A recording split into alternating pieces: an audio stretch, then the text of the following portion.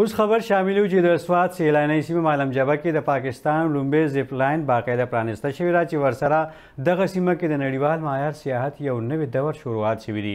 زیپ لاین په اړه د مشرق ټي وي خبریال نیاز احمد ریپورټ ګورو. 3 2 1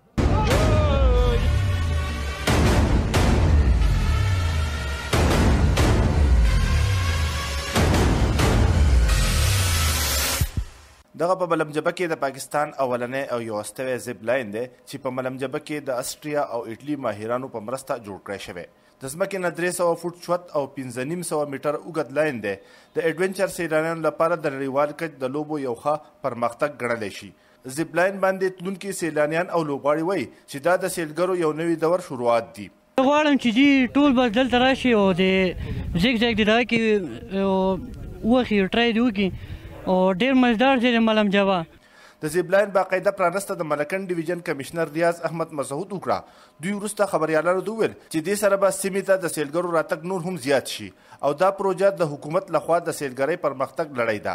دا یو یونیک فیسیلیټي دی. ما خلک پاکستان کې بل ځای کې دا فیسیلیټي شته هم نه. نو د وجنه موږ دا وینو چې دته به ډېر زیات ټورست راځي او ټورست په دې کې ډېر زیات انټرست شو کوي.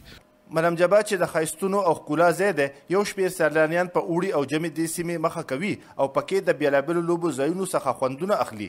سیلانیان وایي چې وطن مو ښایسته دی او دې سیمو ته بیا بیا تک پکار دی. मेरा नाम सिद्रा है. मैं सऊदी अरेबिया से आई हूँ और मालम जब्बा में पहली दफ़ा आई हूँ और अच्छी जगह है, अच्छा टूरिज्म स्पॉट है, लोगों को आना चाहिए. زه خو په خپل ډاکټر یم کلینیک نوم زه خو ډېره ریلیکس یم او د کور ښځې د ضرور راشي. ماحول ډېر زیات ښکلی دی, ډېر ښه خلک دی, ډېر زیات دغه دی. پښتانه خو سیم خو دلته ډېر زیات ښه خلک دی. ملم جبه د سطحي سمندر نه 9000 فوټه چوته د پاکستان هغه سیمه ده چې پکې چیرلیپ، 5 سټار هوټل او د سیلګرۍ یو شمېر موقع دي. چارواکي وایي چې ملم جبه کې به د سیلګرو لپاره نور هم د اعلی معیار شیان لګولی شي. په سوات ملم جبه کې د پاکستان یوستوي او اولنۍ زیپ لاین باقاعده پرانسته شوې ده چې تمه څرګنده کېږي دې سره به د سیلانیانو راتګ دې سیمې ته نور هم زیات شي. د کیمرامین مهلي شاه سره نیاز احمد خان، مشرق ټي وي، ملم جبه، سوات.